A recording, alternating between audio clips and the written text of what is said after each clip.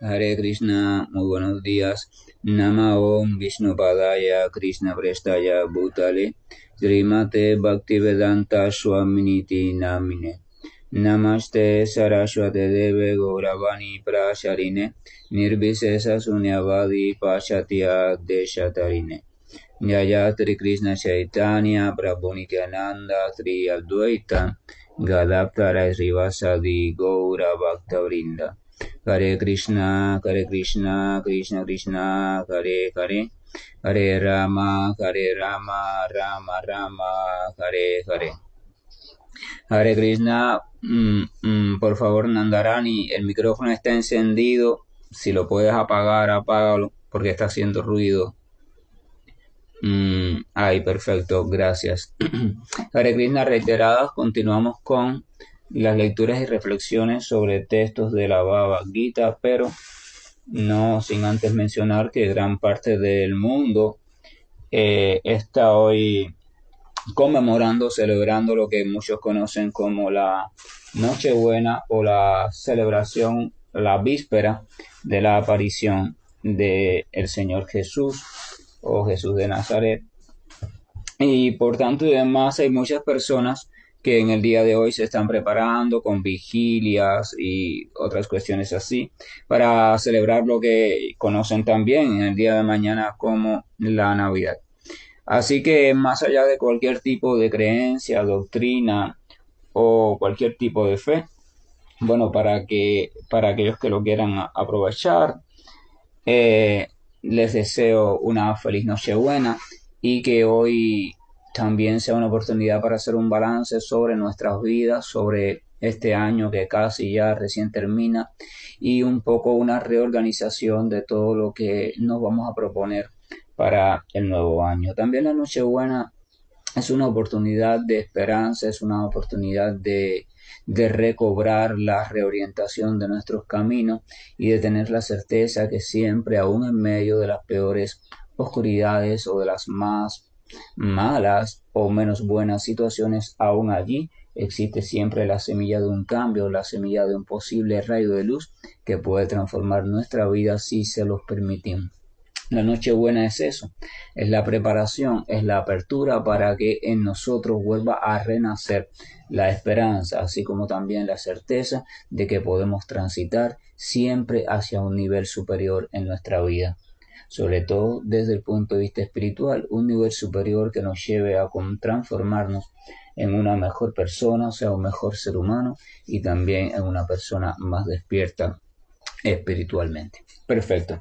Entonces continuemos con la lectura Bhagavad Gita, recordando que estamos en el capítulo número 14, titulado Las tres modalidades de la naturaleza material. Vamos también a recordar que en el último texto de ayer, Arjuna le hizo tres preguntas a el Señor Krishna. Arjuna le preguntó: oh querido Señor mío, ¿cuáles son los signos por los que se conoce a aquel que es trascendental a esas tres modalidades? ¿Cómo se comporta? ¿Y de qué manera trasciende él las modalidades de la naturaleza material?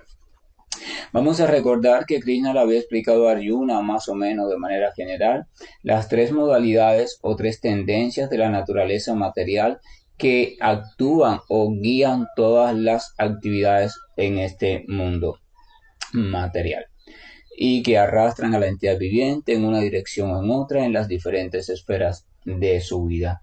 Entonces Krishna le había dicho después que la entidad viviente, si quería volver a su naturaleza original, tenía que hacerse trascendental a esas modalidades de la naturaleza y situarse por tanto en el plano de conciencia de Dios o de conciencia espiritual. Entonces Arjuna ahora le está preguntando a Krishna, bueno, ¿y cuáles son los signos, cuáles son las señales que se presentan en una persona que ha logrado eso? ¿Cómo es que esa persona lo ha logrado? O sea, ¿cómo es que ha logrado trascender esas modalidades de la naturaleza material? ¿Cómo es que ha escapado a ellas? Y también la otra pregunta que le preguntó es también cómo se comporta, o sea, cuáles son los signos, cómo es que se comporta y cómo es que ha logrado trascender las modalidades de la naturaleza material. Habíamos leído también ayer el texto de la respuesta del Señor a Shuna, pero lo habíamos dejado simplemente en lectura para hoy adentrarnos un poco en su contenido. El texto decía lo siguiente: la suprema personalidad de Dios dijo, oh hijo de Prita, disculpen, oh hijo de Pandu, aquel que no odia la iluminación, el apego ni la ilusión cuando están presentes, ni los añora cuando desaparecen. Aquel que se mantiene firme e imperturbable a través de todas esas reacciones de las cualidades materiales, y que permanece neutral y trascendental, sabiendo que sólo las modalidades están activas, que está situado en el ser, y que considera que la felicidad y la aflicción son iguales, que mira con la misma visión a un poco de tierra, una piedra y un pedazo de oro, que tiene la misma disposición hacia lo deseable y lo indeseable, que es constante, encontrándose igual de bien en la alabanza y en la censura, en el honor y en el deshonor, que trata igual al amigo y al enemigo, y que ha renunciado a todas las actividades materiales. Una persona que es así se dice que ha trascendido las modalidades de la naturaleza.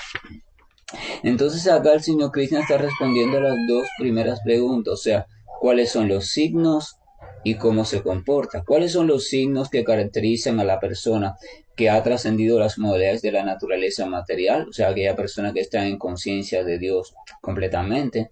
¿Y cómo se comporta esa persona? Aquí el Señor responde esas dos preguntas. Vamos a ir entonces fragmento por fragmento.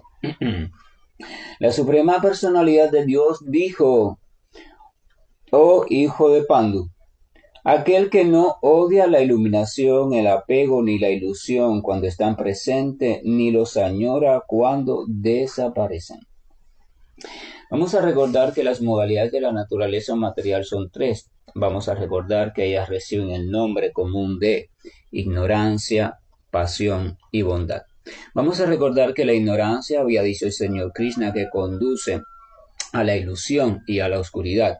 La pasión conduce al apego y la bondad conduce a la felicidad y a la calma y al conocimiento, o sea, a la iluminación. Por tanto, aquí el señor Krishna está mencionando también esos tres estados. O sea, él está diciendo que aquel que no odia la iluminación es el resultado de la modalidad de la bondad. Aquel que no odia el apego es el resultado de la modalidad de la pasión. Y aquel que tampoco odia la ilusión es el resultado de la modalidad de la ignorancia. O sea, dice que aquel que no odia esos tres estados o esas tres cosas cuando están presentes, ni las añora cuando desaparecen. Esto parece un poco ilógico y contradictorio porque el Señor Supremo se está refiriendo al mismo tiempo a los tres resultados de las tres modalidades por diferente y está diciendo que aquella persona o entidad viviente que logra estar en un estado en el cual ni rechaza ni desea ninguna de estos tres resultados cuando están presentes o cuando están ausentes. O sea, ¿a qué se está refiriendo el Señor? Evidentemente uno podría pensar, bueno, si la modalidad de la ignorancia, si vivir en ignorancia, en falta de conciencia total, en falta total de conocimiento, vivir en oscuridad, es la posición menos favorable de todas, entonces vivir en pasión es un poquito mejor y vivir en bondad es la mejor de todas. Sin embargo, el señor Krishna está diciendo que aquel que no añora ni rechaza, o sea, ni odia estas tres modalidades, ni cuando están presentes ni cuando están ausentes. La palabra trascendental, sabemos, significa aquel que está por encima de, aquel que ha trascendido, aquel que se ha separado, aquel que se ha liberado de. Sin duda, la modalidad de la bondad es la superior de estas tres modalidades y es aquella que pertenece al ser humano en verdad, porque solo desde la bondad es que el ser humano puede llegar a desarrollar todas sus potencialidades como ser humano. Pero aún así, la modalidad de la bondad no es el estado original de la entidad viviente. La modalidad de la bondad desde el punto de vista material también tiene que ser trascendida a tal punto que la entidad viviente no prefiera ni rechace ninguna de las tres modalidades. Porque cuando la entidad viviente comienza a preferir o a rechazar algunas de estas tres modalidades, ignorancia, pasión o bondad, entonces es señal de que sigue condicionada o atrapada de cierta manera en la naturaleza material. Y entonces, ¿qué pasa con el devoto puro? El devoto puro simplemente, cuando surge alguna actividad perteneciente a la ignorancia, o cuando surge alguna actividad perteneciente a la pasión, o cuando surge alguna actividad perteneciente a la bondad, él simplemente la realiza para el Señor o la vive en conciencia de Dios, o sea, en conciencia espiritual. Él no la rechaza, él no la extraña ni la añora, o sea, él no la desea ni la rechaza, él simplemente la vive desde la misma posición. Por tanto, además, a veces en nuestro camino de crecimiento espiritual vamos a ver y vamos a recordar que las tres modalidades van a estar constantemente intentando dominar lo que llamamos nuestro comportamiento, nuestro pensamiento y nuestra habla. Por tanto, hay comportamientos, hay pensamientos y hay palabras que provienen de la ignorancia. Hay pensamientos, comportamientos y palabras que provienen de la pasión. Y hay pensamientos, comportamientos y palabras que provienen de la bondad. A veces unos van a estar presentes, a veces los otros, a veces los otros. Y sin embargo, cuando cualquiera de ellos está presente, uno debe de ir comprendiendo que esos comportamientos, palabras y pensamientos no son el resultado directo del alma ni de la actividad del alma, sino el resultado de alguna de las modalidades de la naturaleza material. Cuando uno comprende eso, entonces uno debe darse a la tarea de aún en medio de cualquiera de esas tres modalidades, pasión, ignorancia o bondad, uno permanecer en su posición original, o sea, en la posición de parte integral del Señor Supremo, sirviente eterno del Señor Supremo. Uno debe permanecer fijo en la posición de refugiado a los pies de Dios. A veces puede que venga a mi mente o a mis palabras una frase o un pensamiento o un deseo que esté siendo empujado por la ignorancia total. Cuando yo descubro que eso viene a mi mente, entonces generalmente una persona que está intentando avanzar espiritualmente puede ser que se sienta mal y diga, ¿por qué estoy pensando así? ¿Por qué he hablado así? ¿Por qué me he comportado así? Me odio porque ese comportamiento no me ayuda en nada espiritualmente. O puede que lo añore, o sea, desee vivir así. A veces cuando uno pasa de una etapa a otra, a veces añora cosas de su vieja etapa hasta que las logra superar por completo. Sin embargo, tanto la añoranza, o sea, el extrañar, así como el rechazar lo que se está presentando en ti, ambos estados son estados perturbadores. Porque cuando usted siente añoranza por aquello que usted ha ido dejando atrás, o cuando usted simplemente siente rechazo por aquello que está hoy presente en su vida, entonces significa que usted está en un estado de perturbación, usted no está en equilibrio en ese momento. Así que cuando usted ha perdido el equilibrio, significa que ha perdido la paz de su mente.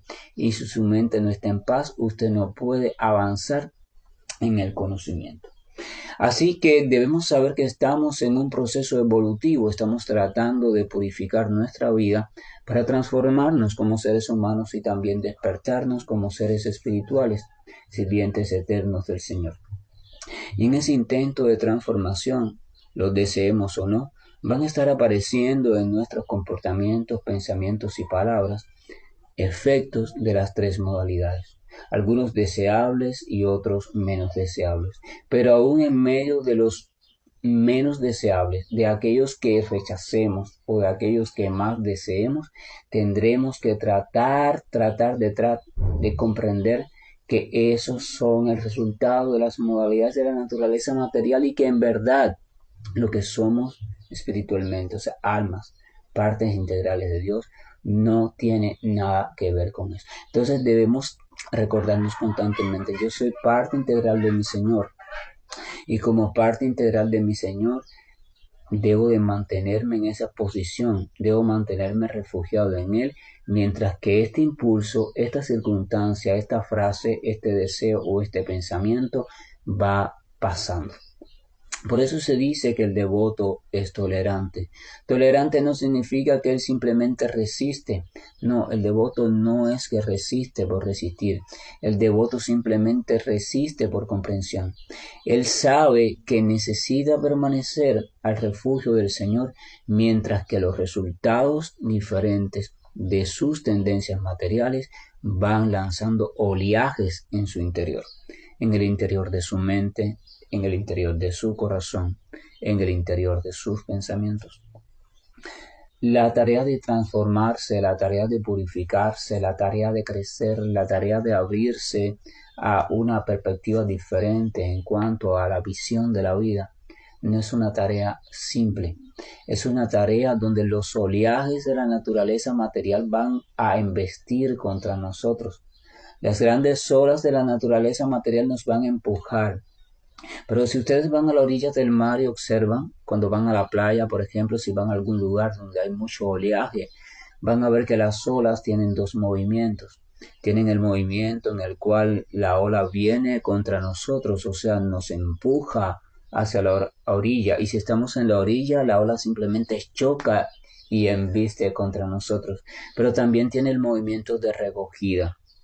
Si uno se relaja a la orilla de la playa, o sea, acostado así en la arena, y uno trata de relajar su cuerpo, y uno simplemente deja que el oleaje llegue, el agua te cubra un poco y después el oleaje regresa de nuevo hacia el interior de la playa o del mar, uno puede sentir, si está lo más relajado posible, cómo el cuerpo un poco parece moverse, primero hacia afuera del agua y después hacia adentro.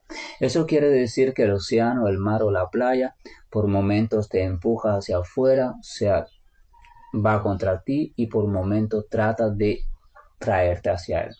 Por tanto, la naturaleza material se compara con un océano y se dice en las escrituras védicas que es un océano muy difícil de atravesar. Y entonces en ese océano, como en todos los océanos, también hay oleaje. Ese oleaje es provocado por las diferentes fuerzas del océano, las corrientes marinas y por la luna y por el viento, o sea, elementos climáticos. Lo mismo pasa en la vida de la entidad viviente. La entidad viviente está tratando de atravesar el océano de la existencia material, pero debe saber que en ese intento de atravesarlo, los oleajes a veces van a empujarla, o sea, van a embestir contra ella y a veces van a tratar de chuparla o van a tratar de ahogarla en el océano. Entonces la entidad viviente en cualquiera de las dos circunstancias, la única forma que tiene de mantenerse a salvo, o sea, de mantenerse en la lucidez, es recordando, aunque sea en teoría, su posición original. La entidad viviente tiene que meditar mucho sobre que todas las circunstancias e impulsos que aparecen en su vida son producto de elementos de la naturaleza material o de las modalidades de esta naturaleza que están presentes en ella. Cuando la entidad viviente siente miedo, cuando la entidad viviente siente dolor, cuando la entidad viviente siente deseo, cuando siente apego, cuando siente rechazo, cuando siente algún tipo de meta nueva formándose en su vida, cuando siente cualquier cosa, cuando experimenta cualquier cosa, la entidad viviente debe comprender y debe reflexionar sobre el hecho de que esa experiencia es el resultado de la influencia y combinación de las diferentes tendencias materiales que habitan en el cuerpo que hoy tiene la entidad viviente, o sea, como su supuesto cuerpo. Si la entidad viviente, si nosotros no reflexionamos en ese hecho, entonces siempre automáticamente quedaremos siendo esclavos vida tras vida de dichas influencias. Esas influencias no las podemos detener, o sea, están presentes, forman parte del océano de la existencia material. Si tienes cuerpo material, estarás bajo esas influencias. Pero lo que sí puedes hacer es que mientras que estés en el océano, si tú es tu mirada no en el oleaje, sino en ti, o sea, en la posición de quién eres en verdad. Soy una entidad viviente espiritual, soy parte de mi Señor y por tanto soy parte también de la vida, del amor y del conocimiento. En verdad soy vida, amor y conocimiento. Y mi función original es dar felicidad a mi Señor y en ese dar felicidad a Él yo soy completamente feliz. Pero como soy una porción de mi Señor, entonces ahora por algún motivo me encuentro atada a este cuerpo material. Y como estoy atado a este cuerpo material, estoy atado a todas aquellas fuerzas internas que están sucediendo en este cuerpo material y en este mundo material. Pero el hecho de que yo esté atado e identificado con este mundo y este cuerpo material no significa que realmente este mundo y este cuerpo material tienen una influencia directa sobre mí. Ese hecho es necesario comprenderlo. La vida material nos está haciendo creer a cada momento. Los sentidos materiales nos están haciendo creer a cada momento, nuestra mente material nos está haciendo creer a cada momento, nuestra inteligencia material nos está haciendo creer a cada momento, nuestros egos falsos nos están haciendo creer a cada momento que estamos irremediablemente siendo transformados por el oleaje de este océano de existencia material. Eso se llama ilusión, pero realmente no es así. Generalmente, por ejemplo, vamos a suponer que una persona se está ahogando. Evidentemente ninguno de nosotros nos hemos ahogado porque si no, no estuviéramos participando de este amanecer espiritual, ¿verdad? Pero vamos a tratar de imaginar en teoría que alguien se está ahogando. Podemos compararlo con algún susto que hayan pasado, por ejemplo. Y vamos a ver cómo en el momento del temor, en el momento del susto, entonces la entidad viviente se centra en lo terrible que le está pasando. O sea, se centra en lo que le va a pasar. Me estoy ahogando, ya no puedo respirar, ya. O sea, simplemente se hunde en esa experiencia de los sentidos y las circunstancias materiales le están dando y se olvida de cualquier otra cosa. Eso hace que esa experiencia ocupe por completo su conciencia y su realidad se reduzca absolutamente a la realidad de que se está ahogando, va a morir, se está acercando a la muerte, ya no respira, está tragando agua, ¿verdad? Entonces esa es su realidad. En su conciencia lo único que existe es eso, así que por tanto eso será lo que vivirá a plenitud. Sin embargo, cuando una persona ha alcanzado el nivel de conciencia espiritual pleno, cosa que no estamos ninguno de nosotros, esta persona es capaz de poder comprender que el cuerpo material está en una situación determinada, que el agua está entrando por ciertos lugares, que la capacidad respiratoria le está pasando esto y aquello, pero la capacidad respiratoria del cuerpo. Pero aún en esa situación es capaz de comprender que ella como entidad viviente espiritual se mantiene ajena a esto. El cuerpo es el que se está ahogando y inevitablemente es probable que deje de funcionar, pero el chofer del cuerpo no. O sea, ella ha comprendido que como entidad viviente espiritual puede, aún en medio de esas circunstancias donde sus sentidos quieren perturbarla, donde su mente quiere arrebatarla, donde su inteligencia quiere confundirla, ella se sitúa firmemente en su comprensión y en su experiencia espiritual. O sea, yo soy parte integral del Señor y por tanto el Señor me explica que si en cualquier circunstancia de la vida logro depositar mi conciencia justo en sus pies de loto y logro meditar en sus pies a pesar de cualquier circunstancia que mis sentidos materiales me estén diciendo o relatando, entonces yo podré permanecer, o sea, alcanzar y permanecer su naturaleza trascendental. Por eso es que el devoto puro siempre está haciendo el intento de, en cualquier circunstancia, situar y fijar sus sentidos, su atención, su mente en los pies del Señor o en algo relacionado con el Señor. Sus nombres, sus pasatiempos, actividades, recuerdos, experiencias, forma, algo relacionado al Señor Supremo, algo que le sirva para él mantenerse fijo en el Señor Supremo y entonces aguarda con paciencia a que la circunstancia determinada termine como termine o suceda como suceda. Entonces el devoto cuando está en transformación personal, él sabe que a su vida van a venir oleajes de pasión material. Van a venir oleajes de ignorancia material. Van a venir oleajes de bondad material. Y él no debe preferir más uno que otro, ni rechazar a uno o rechazar al otro. Él simplemente debe comprender que esos oleajes son parte natural de la vida material en este mundo, y él debe mantenerse situado en el reforzamiento de su naturaleza. O sea, ¿quién soy yo en verdad? Yo estoy queriendo comprender lo que soy en verdad. Estoy comprendiendo que estos oleajes van a venir y van a ir en determinados momentos de mi existencia. Si me sitúo en ellos, si lucho contra ellos o si me entrego a ellos, en ambas circunstancias voy a estar perturbado y no voy a poder avanzar espiritualmente. Los oleajes están allí, no los puedo detener, así es el océano material de convulso e inestable, pero sin embargo, en verdad, los oleajes no determinan mi destino. Solamente lo puedo determinar si yo me entrego, o sea, me dejo confundir por esos oleajes. Pero si no me dejo confundir y trato de en medio de los oleajes practicar mi conciencia espiritual o mi conciencia de identidad o mi conciencia de Dios, entonces poco a poco yo iré fortaleciendo mi estabilidad en medio de esos oleajes. No se trata de no sentir impulsos que provengan de la ignorancia, de la bondad o de la pasión. Se trata de en medio de cada uno de estos impulsos, tratar de revisarme y tratar de mantener a ver si aún mi conciencia se mantiene lo más lúcida posible en cuanto a mi posición como parte integral de mi Señor Supremo.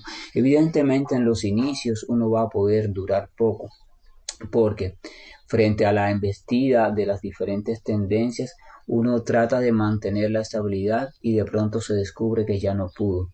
Pero no importa. En la próxima oportunidad lo vuelves a ejercitar y en la otra lo vuelves a ejercitar y en la otra lo vuelves a ejercitar. Pero esa estabilidad de la que hablo no es solo para la ignorancia o para la pasión, también para la bondad. A veces puede que usted ande por la calle y sienta frente a diferentes experiencias o personas arranques caritativos, o sea, arranques, impulsos de dar caridad y de limosna a este, limosna al otro y al otro y al otro y al otro. Entonces es probable que usted pase su vida sufriendo mucho por una simple realidad, porque usted no va a poder socorrer a todos ni dar limosna a todos, y porque el sufrimiento en este mundo nunca va a terminar aunque usted haga lo que usted haga, porque eso es una cualidad de este mundo. Esto quiere decir que si también nos damos el lujo de quedar atrapados en los impulsos de la modalidad de la bondad, pero sin el conocimiento necesario, eso también es una desestabilización. Así que el devoto trata de, aún en medio de los impulsos que puedan provenir de la bondad, él trata de mantenerse estable y recordar su posición como parte integral del Señor Supremo. Y por tanto allí recordar que en ese momento lo que está sintiendo es un oleaje de la modalidad de la bondad, pero aún así ese oleaje de la modalidad de la bondad debe ser percibido con mucho cuidado y claridad para poder responder a él de una manera armónica, estable, realista y sobre todo coherente con la voluntad del Señor. Coherente con la voluntad del Señor. ¿Y cuál es esa voluntad del Señor? Que podamos avanzar en el conocimiento y comprender y ver las cosas tal y como son. Entonces podremos saber qué es verdadera caridad, cuándo se debe dar de una manera y cuándo se debe dar de otra, y cuándo se debe dar de otra completamente diferente, incluso cuando aparentemente no se debe dar. Entonces el devoto no prefiere ni la ignorancia, ni la pasión, ni la bondad. El devoto simplemente trata de practicar su conciencia espiritual en medio de todas circunstancias. Sabe que está en proceso, sabe que va a ser empujado hacia afuera o hacia adentro, al lado, para ser ahogado o ser expulsado, como quiera llamarle el mar, por las fuerzas de la naturaleza material. Cuando él comprende eso, él se da cuenta de la trampa y sale de la trampa, intenta salir de ella, ya no se faja contra esas fuerzas, ni las prefiere ni las extraña. Él simplemente trata de permanecer en su posición cada vez más como refugiado en el Señor y permite que el tiempo de influencia de estas fuerzas venga, se incremente, se debilite y pase. Hasta el próximo viaje, porque vendrá otro. No piensen que la vida tiene una sola circunstancia. En la vida vamos a tener que experimentar muchas tendencias que desde nuestro interior o condicionadas por el exterior nos van a estar empujando en una dirección o en otra. Pero el devoto tiene que aprender a no ir ni en una dirección ni en otra, sino en permanecer simplemente en la comprensión creciente de cuál es mi posición original y observar cómo es que todo este oleaje va sucediendo en nosotros y cómo nos empuja y cómo nos captura y cómo nos trastorna o nos intenta trastornar. Observar. No se sientan mal por eso, tampoco se sientan bien en medio del oleaje. Simplemente aprovechen y observen. Observemos en cada oportunidad, observemos nuestra mente, observemos nuestra conciencia por donde anda, nuestras conclusiones, nuestra inteligencia. Observemos porque tenemos que aprender cómo funciona esa naturaleza material en nosotros.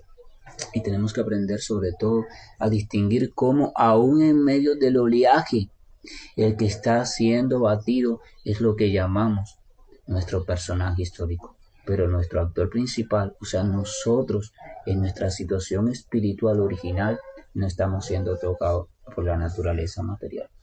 La naturaleza material solo está tocando a nuestro personaje, pero como nos identificamos con ese personaje, pensamos que somos nosotros quienes nos estamos ahogando.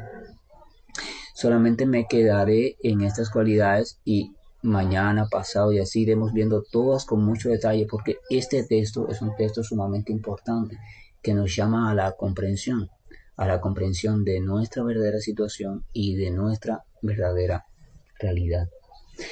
Que la gracia y el amor de nuestro Señor nos acompañe, que tengamos la paciencia, la calma y la lucidez necesaria para ir deteniéndonos a observar con cuidado cómo es que el oleaje de las influencias materiales que están dentro de nosotros van cambiando constantemente, su marea sube, su marea baja, se vuelve más fuerte, se vuelve menos fuerte y cómo también constantemente algún tipo de tendencia o influencia es la que está dirigiendo cada actividad, pensamiento o palabra que sale de nosotros. Pero sobre todo que tengamos también la dicha de poder comprender poco a poco que aún esos oleajes en verdad no están afectando la pureza ni la naturaleza espiritual del alma, sino simplemente pueden afectar al personaje o a los personajes que yo creo que soy. Pero en cuanto yo me dé cuenta de eso, entonces voy a ir desligándome de esos personajes.